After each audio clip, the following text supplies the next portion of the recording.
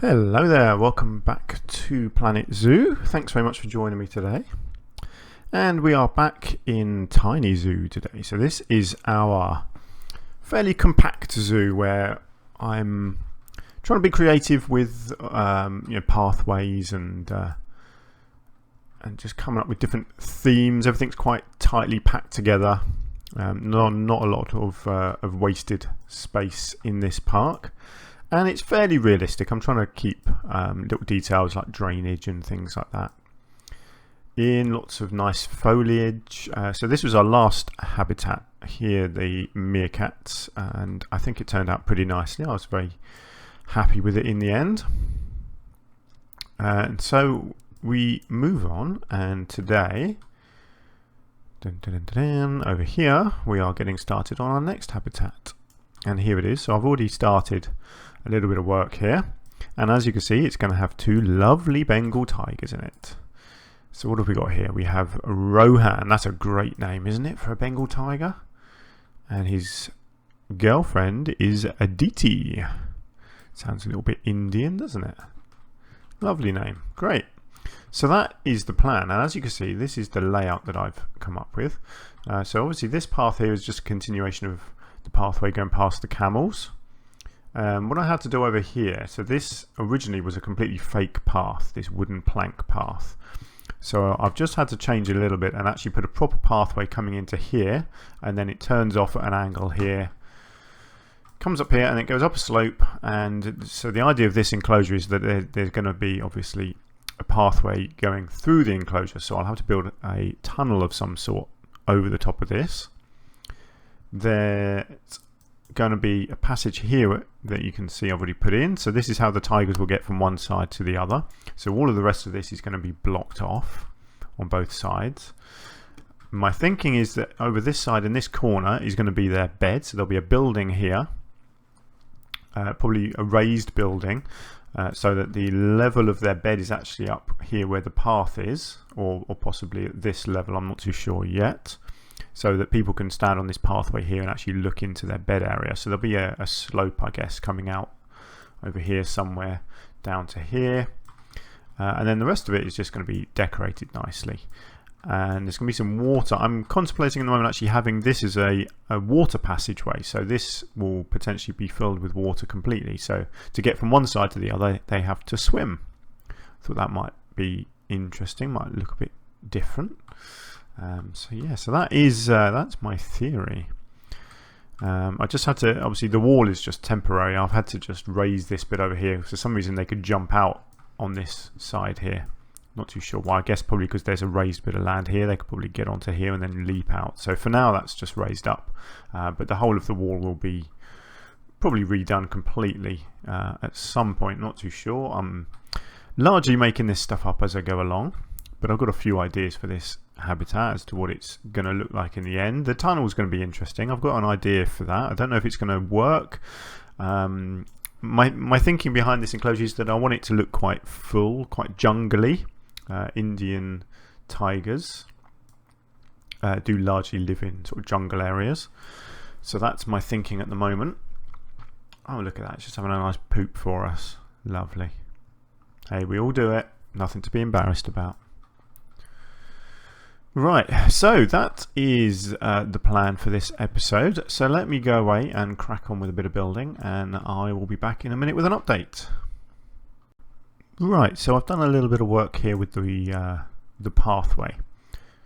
So I want the structure obviously to look strong, but I also want it to look like it all sort of blends in. So I went with these logs as the main structure, and then I've sunk, this is my usual technique here, where I sink these planted wooden panels in between the logs, and it just makes it look like all the foliage is growing up through it. I think that's such a simple technique, but it works every time I do it. I think it looks just as good as the last, so I keep doing it. And I think quite a simple thing you could do actually, if you wanted to mix this up a bit more, was to just sink a few more plants on top. You could get some ferns or something and just sink them in. That might just add to the texture a bit and make it a bit more random.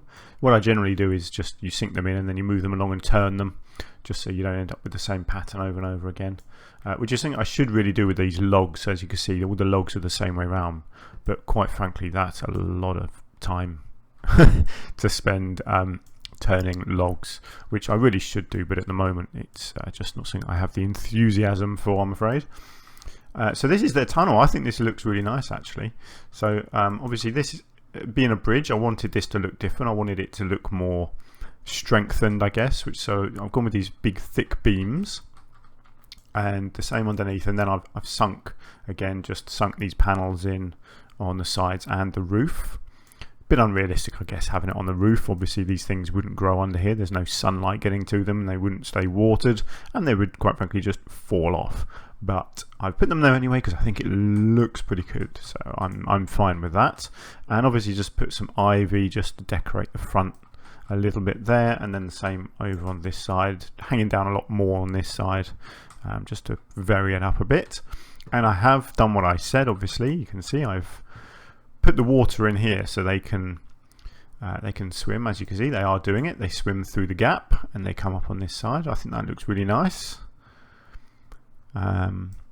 So yeah, they've got plenty of swimming space. They've got some shallow stuff here, and then the deeper area here, and come up here again, just the shallow bit, and it kind of leaks out into two little bits on either side as well.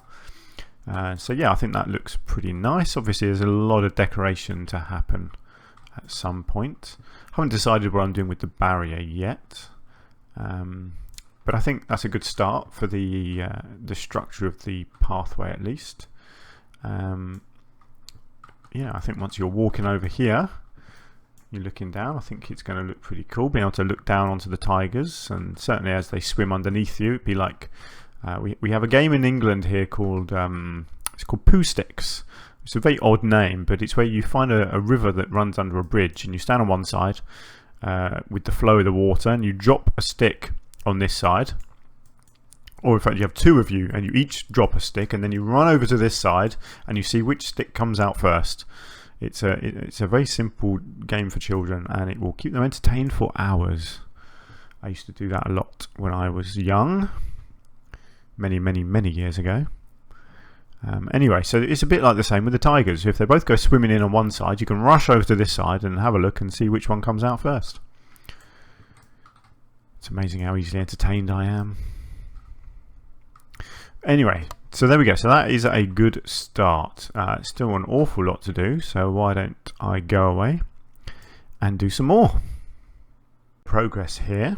As you can see, I have continued the theme with the pathway, so all the way along here, and I've added a downward slope on this side leading out into a new area of the zoo over here. And I've changed the barrier. So obviously it was a brick one before, now it's this electrified fence. And I know this is not realistic. You would never get this close to tigers without there being two barriers and quite a gap in between you. But you know what? It's a computer game, so I'm going to get away with it. This is not a super realistic park. If it was, it would not look like this. This park is just, it is what it is. I'm having fun. I'm being creative, and what looks good goes. Doesn't have to make sense. So there we go. So that is my choice for the barrier, and then this is what I've come up with over here for their bed. So it's on level with this top area of the pathway here. So they go up this slope, and as you can see, they climb in here, and they've got a lovely little bed area. So it's a really simple building. I might do a little bit more work in here at some point, but they really don't need much more than that. But the idea is you can stand here and you can look at them. I will fill this gap in. I've got a bit of an idea of a sort of a staircase thing, like a few concrete steps, so that the little kids could come up and actually get right up close to the glass here. So that will happen at some point. But yeah, I think that looks pretty nice. Obviously I'll decorate it a little bit as well. I had to raise the barrier up on this side more than I have around this side, actually, for some reason. They could escape a bit more, I think, over the back here. I think that was my reason. I can't remember. You'll know from my previous commentaries that I don't always do the commentary at the same time as doing the building in these things. So it's been a little while actually since I did this particular stage of this build, so I can't quite remember my logic for having the barriers higher at the back than the front, but there we go, it is what it is. One thing I have worked out that I'm going to need, because obviously the entrance to the enclosure is here and their bed area is over here, so the tigers can go swimming through the gap to get from one side to the other. However, the zookeepers can't. I mean, it would be quite entertaining, wouldn't it, to see the zookeepers go swimming through the water with the tigers to get into their bed, but they can't. So what I am going to have to do is create some sort of pathway underneath this path here, like a tunnel that the zookeepers can walk through. So that will have to happen at some point, so that the keepers can get over this side. So it means I could put food enrichment over this side, but it also means they can get up in here to actually clean the habitat out as well. Oh, look at our lovely tigers over here having a little nap. They look so peaceful, don't they? But of course they could completely rip your head off if you let them. A few years ago actually, for my mum's birthday, we actually paid for her to have a tiger experience at a local wildlife park here called Wingham. And it was one of the best things she's ever done. She loved it.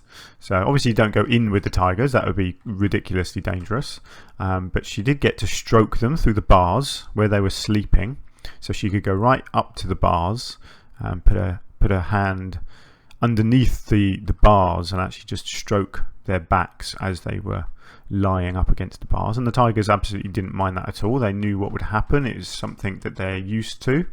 So it wasn't dangerous. It wasn't it wasn't disturbing their sleep or whatever. It was something that they were quite used to.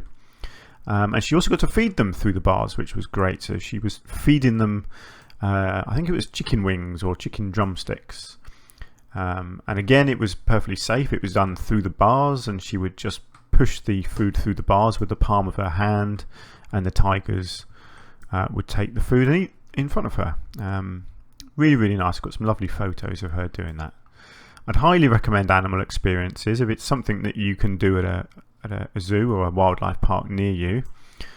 Certainly here in England, most zoos and wildlife parks do animal experiences now because it's such a good source of income for them. You know, zoos aren't cheap, and it takes a lot of money to run these places and to keep them up to date. And it's a really, really good source of income for them to do these experiences. So certainly all the ones around here do experiences with pretty much every animal in the parks. Including all these big ones. You can do anything from meerkats to flamingos to tigers in most of the ones around here. You can do elephants. I think you can even do rhinos, I think. Penguins. My girlfriend did a penguin experience. Again, actually, that was at Wingham Wildlife Park. She did that. She actually got to take the penguins out of the enclosure and walk them around the whole wildlife park, which was quite amazing. We did it really early in the morning. So we were there at about, I think it was 9 o'clock in the morning. So it was just after it had opened. So there weren't a lot of people there that time. And there's a group of about probably 8, 9, 10 maybe penguins. And again, it was part of their routine. So they knew what they were doing. They knew where to go. So she had a bucket of fish and she just led them out. So they just opened the gate and these little sort of flock of penguins just walk alongside you, and they follow you, and they have their little routine. They know where they're going and they know when they get fed. It was amazing. I mean, I was there as well. I wasn't doing the feeding, obviously it wasn't my experience, but my girlfriend was feeding them fish, and as she walked along, the penguins followed along behind her, and they went round their little route, and then she just walked back to their pen, and they knew what to do. They just shuffled back into their pen and got some more food. Absolutely amazing experience. My girlfriend absolutely loved it. So yeah, highly recommend doing that sort of thing. If you're into animals, it's sort of a once in a lifetime thing, really. Yeah, anyway, sorry, I digress. I was reminiscing a little bit there. Can't help myself. So what is next for this? I certainly need to start work on the tunnel structure that's going to cover up the pathway, and obviously there's still a lot of foliage to do inside here, just smarting up the edges as well. So let me go and see what I can do next. Right, here we go with our tunnel. So this is what I've come up with. It's a bit different, a bit unusual, but I don't want to just repeat the same thing and use the same pieces over and over again. So I decided I wanted to make it feel quite tropical, because obviously this is going to be decorated quite jungly. And so what I was imagining is that as you were walking through here, I would want it to feel quite jungly here. So a nice glass roof would make it quite warm, quite sweaty, and feel a bit enclosed. So give it that sort of jungly feel. So this is what I did. So it's all slanted on one side and straight on the other. And I think it looks kind of cool. I mean, it'll look better once there's lots more foliage all around it and it kind of blends in a bit more. At the moment it stands out. But I like it. I mean, let me know what you think, but I think it looks alright. I didn't want to leave it blank either, so I've done this wisteria growing up here, and then it comes all the way through out that side, and then you've got another stem there, and then it comes all the way along this side as well, and then there's another stem coming up here. I love wisteria. In real life, wisteria is one of the most beautiful plants you'll ever see. It really does grow like this, and sometimes these flower trestles can grow to about 3 foot long, I think, on the longest variety. So they really can look spectacular. These ones obviously purple, but you do get different shades of blues and purples. You also get white ones as well. In fact, I think it's the white ones that are the really long ones. So yeah, they do look fantastic. So really wanted to get that in there. I think that looks pretty cool. I can't remember if this was here last time, but I added some extra ivy growing on here. So I had to raise this bit of the pathway up. I had to put these logs up, make it a bit higgledy-piggledy, because obviously the pathway was there, so I wanted a bit more of a barrier. So I put some more ivy growing up on both sides, just a few little bits on this side here as well. This is what I came up with here. I think this looks really cool. So obviously just deleted the log pieces out from here, and just used these simple concrete beams and just made a little step system. So now people can walk up these steps and get nice and up close to the glass where the tigers are. And obviously just had to make a little end piece here as well. Really simple, but I think that's really effective as well. I think that really looks quite realistic. I mean, if you were standing down here as an adult, you might be alright. You might, you'd be looking up towards them, but the little kids could come up here and kind of kneel up against the glass and get really up close to the animals there. So yeah, I think that looks kind of cool. Put some lights in here as well. Really simple. I didn't need to do too much in here, but I did want some lights, so it illuminated a little bit at night time, and again just a few lights on the outside as well. So if we go to night time, it just gives it enough light that you would be able to see inside. Looks kind of cool.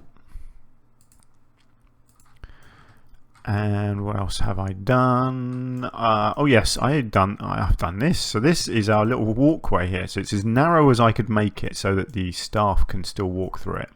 So it was a bit tricky because I had to sort of redesign all of this, put these extra beams in here, put the edges in, and sort of decorate it with some ivy and some more of these wooden panel pieces as well. So the staff can now walk through this little tunnel to get from one side to the other. So I think that looks really cool. I'm really happy with how that turned out. Just noticed I think that's one of those pieces just showing out. I'll just have to adjust that in a minute. That's not a problem. What I have had to do over here, obviously because the water was coming in here, and I kind of wanted the water to flood over here. I wanted it to look quite wild and natural. So I've just had to put this rock piece in here so that the staff can walk over here, get into the ramp, and then they can come up right up inside here. I've also just decorated with some ivy on the building here. Really simple, but it just covers up the wall a bit, makes it all blend in, and again there will be lots of foliage on this side as well. The ramp itself I'm not massively happy with. It's a shame we haven't got a lot of good pieces with good texture for making stuff like this. I mean, there may be something that I haven't used to the best of its ability, so maybe there might be some stone pieces that I could sort of turn around and use the back of. Actually, what did I use? Yeah, this is the plaster wall panel pieces. So yeah, it's not great. I could maybe try and find something a bit better for that. Not too sure. It will look better once it's decorated around it. It will blend in a bit better. That's my thinking. And that is probably what I'm going to have to do next now. Really, the main structure is now in place. So all I need to do now is decorate the whole thing. Lots of foliage, lots of trees, lots of bushes, and obviously some enrichment items for our animals as well. And yeah, I think that's kind of it. I think the rest of it, now that I've done these steps here as well, I think that's going to be about it. So I think maybe just one more break while I go away and finish off all the foliage, and then I'll be back, and that will probably be it for this habitat. So it's come together really quickly, actually. It's not taken me too long to do all of this. It's a fairly simple design, and hopefully it's going to look really nice once it's finished. We shall see. Let me finish it off, and then we can be the judge of whether we think it's any good. So here we are next to our camels. Hello, Mr. and Mrs. Camels. They're doing pretty well in there. So let's go for a little wander, shall we, and see our tigers. So as you can see, I've put in an information board just here. So as you walk into the area, you can do a bit of reading up about them. And this is our tiger exhibit. And I've done what I've said. I wanted it to look quite overgrown, quite jungly. So obviously I've filled the floor here, this sort of joining area, with all this ground cover stuff. And there's bushes, there's trees, there's all the usual jungle plants. I've obviously put in some enrichment items in certain places, so it attracts the tigers near to the people. So let me see. So you got one of these. Is this a feeding one or scent one? I can never quite remember what this one is. Some sort of food one, I think, isn't it? A prey scented sack. Yeah, okay. So where are the animals? Let's see if we can find them, shall we? Where are you, Mr. and Mrs. Tiger? Nope, they're not there. Let's go up the slope. Let's see if we can find them. Do you think they're over this side? I bet you they're sleeping, aren't they? There they are, having a snooze. Right, let's go in and say hello. Right, so here are Mr. and Mrs. Tiger. So peaceful. So in here they have some enrichment, as you can see, although one of them is... Ugh, that's disgusting. Look at it, it's going mouldy. That's no good.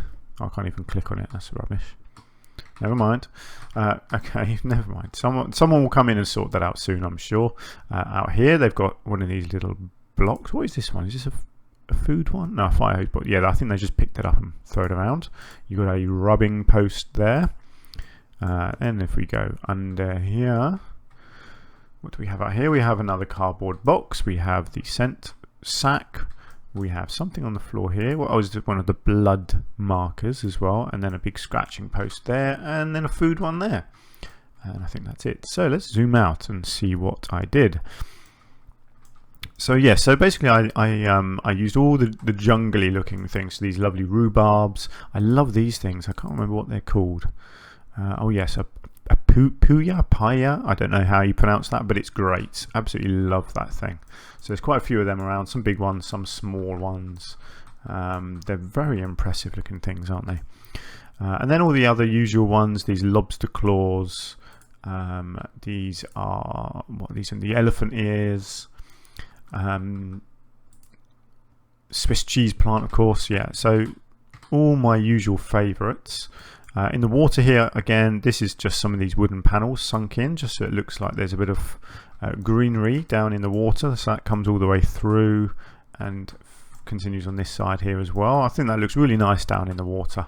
Just makes it look like something is growing in the water there. And wanted this fairly thick around the back, as I tend to with all of these habitats, is you want the edges of them quite filled in. You don't really want to be able to see in and out too much. And then these trees, I've used these many times before. These big trees, these, what are they? Cecropia? I don't know how you pronounce it again. I'm not very good with my pronunciations, I'm afraid, but you get the idea. And the reason I love these, obviously they look cool and they look good when you sink them into the ground. So I think like this one here, you can see it's most of it is actually underground. Whoops, what have I done there? This one here, you can see it's basically sunk half in the ground.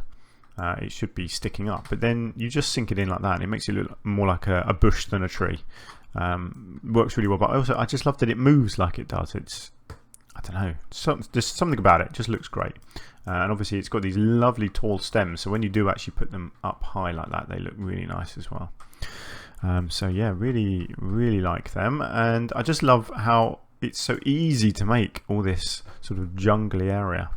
I didn't want it completely overgrown. I have done a few other sort of jungly habitats in the past, particularly for jaguars, where I've made it really overgrown. Now these are Bengal tigers, they do need some space. Jaguars are very shy creatures, so they really want to be hiding in amongst the undergrowth, whereas the Bengal tigers, they're not as shy. And naturally they would do a lot of hunting, and so they would be looking in open areas in the jungle for their prey. So plus I just wanted to be able to actually see them as well. So it's a little bit overgrown, but you can certainly see plenty of the habitat. So when the tigers stop sleeping, if they ever stop sleeping, well, they're not going to at the moment, are they? You know, you would definitely see them getting about out here. And in the tunnel here, obviously I put some benches and bins down as I do. But from up here you can get a lovely view. You'll be able to see most of the habitat from this tunnel, but you're nice and secluded, so the animals wouldn't be too bothered by you, I don't think, standing up here looking down on them. The animals will just get on with their daily lives. So there we go. In the end, I didn't do anything with this slope. I probably could have, but I'm okay with it. It's fine. It's a functional slope. They really need to come along and sort this pumpkin out, don't they? Well, at least the tigers are up now. Do you think they're going to come out and do something? Oh, he's going to play with his cardboard box. There we go. One of them's coming out. Oh, he's running. He's very excited to get out and about, isn't he? Go on, do something. Do something interesting. Go swimming. Go flying. That'd be interesting. No, he's just going to stand there. There we go. Bit of swimming. Swim. Where are you going? So let's imagine we were a paying customer. So we're standing up here. Would we get a decent view? Yeah, I think we would. I think you'd get right up to the glass here and have a look down. I think that'd be a lovely place to watch the tigers from. I always find it interesting in zoos whether you're level with the animal or whether you're looking down on the animal. What's the better view? It's hard to say. I guess you get a better sense of their size when you're on the same level as them, but looking down you usually get a better view. So yeah, no perfect answer really, just depends on the animal, I guess. Oh look, we can play poo sticks, sort of. He's gone under. When's he going to come out? There he is. Nice. So there we are. That is our Bengal tiger habitat. I think that's turned out pretty nice. I think it fits in with the rest of the zoo quite nicely. It's all done. Oh, don't look over there. That's my next habitat over there that I've already got started on. I don't want to give any spoilers away there. So yeah, that's. I think that blends in nicely. I mean, it's all about foliage, really. This zoo. I think you can tell that really. It's quite green, isn't it? With a few nice buildings as well. I have recently started a new zoo which is much more focused on foliage and buildings actually. That one, it's going to be along soon. I'm doing a lot of building in it before I do any actual recording. But that is going to be called Lunar Zoo. So there's a little spoiler for you. There is a new zoo coming to the channel at some point soon. You may even have started watching that series before you get to this video. I'm not too sure when I'll be starting that one, but that's going to be a zoo largely based on buildings, because buildings is something that I'm not particularly good at yet, and I want to practice my design techniques. Anyway, enough talking about other zoos. Let's just finish off this episode with our keepers. Oh, go on, eat the keepers. That would be hilarious. They're not going to, are they? Of course they're not. I think that would make your zoo quite tricky, wouldn't it, if you had to keep your keepers alive. It's an interesting way that they've done the game, in that the keepers go right in with them. In real life, it does happen sometimes, but but not all the time. Often, certainly with things like the big cats, they would shut the big cats into a certain area of the habitat while the keepers went into the other side. You wouldn't generally get them just walking around like this. It's just dangerous, simple as that. We've had a lot of deaths in the UK in zoo. Not, I wouldn't say a lot, but it does happen where you just get animals like the tigers or the lions that are perfectly friendly, for 20 years, and then one day something will upset them and they turn around and kill the keeper. It's very sad, but it does happen, and it has happened in most of the zoos in this country. Can't remember the last one actually. It's been quite a few years since we had a death of a zookeeper, but it's going to happen again. Unfortunately, it's inevitable. It does happen. That is the problem with keeping these big animals in captivity. Unfortunately, I mean, most of the time, luckily in the UK, our zoos and wildlife parks are really good. They're very well regulated, and they're all they're all part of a big scheme to save endangered species. So they're all part of a big breeding program. So the main reason they have any animal in their zoo is to breed from them and then reintroduce more animals to the wild, which I approve of. Obviously, I certainly don't like zoos that just treat their animals as exhibits. That's not something that I would get behind. But when they're keeping them in captivity to help progress the species and then reintroduce them back to the wild, it can only be a good thing, because these many animals, certainly things like these tigers, are so endangered in the wild that the only way that we can help them survive is by keeping them in captivity for a while and breeding more of them and then reintroducing them. Obviously it's our own fault that they're endangered in the wild, but I won't go into that, otherwise I'll start ranting about the human race, and you don't want to hear me do that, do you? So generally our zoos are really, really good in the UK here, and they don't look anything like this, of course. This is what I love about games like this, is that you can create things that just wouldn't exist in real life. I mean, this could exist, but we don't have anything quite like this in the UK. Everything is a bit more spread out than this, and I would like to do a park at some point in this, or a zoo I should say, in this, which is more realistic to what we actually have in the UK. So that may well happen at some point down the line, but for now I'm really enjoying doing this sort of park. So it's quite small, quite compact, quite detailed, heavy on the foliage, heavy on the buildings. So yeah, we shall have to wait and see what I do in the future. At the moment, like I say, I am working on a new zoo, but I'm sure I'll come up with some ideas for other new ones at some point soon too. Anyway, enough rambling on from me. Let's say goodbye to our tigers. So this is the end of our tiger habitat in Tiny Zoo. I think it's worked out okay. Please do let me know if you like it. It's certainly not my best habitat. Just trying out a few new things. Certainly this tunnel under the pathway, and the pathway itself with the tunnel, I think, was a new thing. I'm not entirely convinced by this glass structure, but I think I just about got away with it. And I like a few things that I did in here. I like these little steps here. Again, obviously they're not usable, but they look good. The foliage is nice. So yeah, on the whole, it's worked out okay. Certainly not my favourite habitat in this zoo, but I am pretty happy with it. So that is going to be it. So my next habitat, I won't spoil the look of it for you. You might have caught a glimpse of it earlier, but it's going to be an orangutan tree house, essentially, or yeah, some sort of orangutan enclosure. Anyway, is going to be our next habitat in Tiny Zoo. So you will have to tune in for the result of that in the next episode. For now, thank you so much for joining me. I do appreciate you spending a bit of your spare time with me today. I hope I've given you a bit more inspiration to go away and build your own zoos, and hopefully I'll see you in the next one. Until then, do take care of yourselves.